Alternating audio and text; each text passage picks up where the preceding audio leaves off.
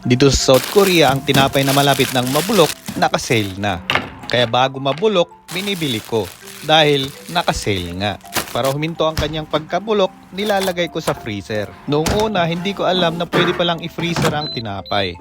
Kaya tuwing bumibili ako, pinipilit kong ubusin bago siya mag-expire. Kaya minsan, hindi ako bumibili ng marami. Pero nung nalaman kong pwedeng i-freezer, bumibili palagi ako ng naka-sale. At inilalagay ko kaagad sa freezer para tumagal ang kanyang lifespan. Dahil ang lifespan ng tinapay sa room temperature ay 5 to 7 days lang. Pero kapag naka-freezer, umaabot ito ng 3 buwan. Tsaka ako na lang iniinit sa air fryer kung gusto ko ng medyo toasted. At mina-microwave kapag gusto ko ng malambot at mag-melt yung cheese. Pinaparisan ko din ito ng Nido na Bear Brand. Kaya sa mga gustong tumagal ang tinapay na umaabot ng 3 buwan, bumili ka ng freezer. At para naman sa pagpapainitan na toasted, bumili ka ng air fryer. At kung gusto mo naman ng malambot, bumili ka ng microwave.